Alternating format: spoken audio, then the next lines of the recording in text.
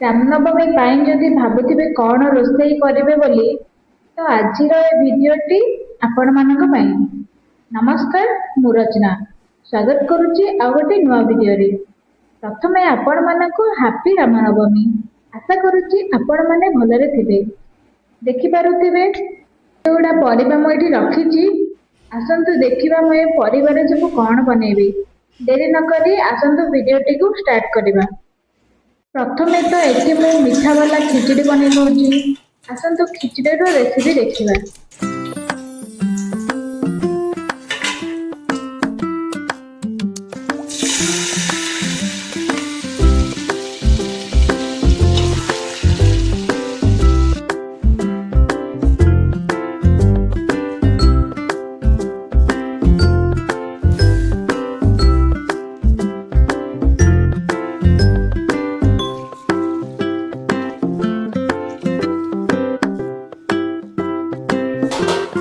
ତାପରେ ପରିବା ଆଉ ଡାଲି ମୁଁ ସିଝେଇ ଦେଇଛି ଡାଲମା ହେବା ପାଇଁ।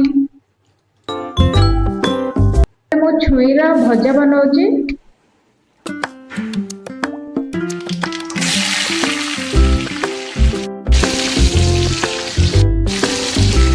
ଆଉ ଡାଲି ସିଝି ଆସିଲେ ଆପଣ ସେଥିରେ ଟମାଟୋ ପକେଇଦେବେ। ତାପରେ ମୁଁ ଏଠି ଦହି ବାଇଗଣ ବନେଇବା ପାଇଁ ରେଡି କରୁଛି। ଦେଖନ୍ତୁ ଏଠି ମୁଁ ବାଇଗଣକୁ ଭାଜିଦେଲି। ଭାଜି ସାରିବା ପରେ ମୁଁ ତାକୁ ଦହିରେ ପକେଇବି। ଆଉ ଦହିରେ ପକେଇ ସାରିଲା ପରେ ତାକୁ ଛୁଙ୍କ ମାରିବି।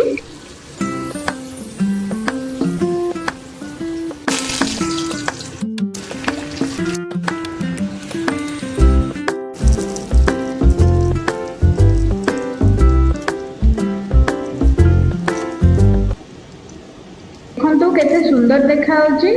ଏଠି ଆମର ସବୁ ବନିକି ରେଡି ହେଇଗଲାଣି। ପର୍ବାଣୀ ଦିନମାନଙ୍କରେ ଘରେ ଏମିତି ନିଶ୍ଚିନ୍ତ ବନେଇବେ। ମନ୍ଦିରର ପ୍ରସାଦ ପରି ଲାଗିବ। ଆପଣମାନଙ୍କ ପାଇଁ ମୁଁ ଏମିତି ଭିଡ଼ିଓ ଆଣୁଥିବି। ପ୍ଲିଜ୍ ଆପଣମାନେ ଗୋଟେ ଲାଇକ୍ ନିଶ୍ଚିତ କରିଦେବେ।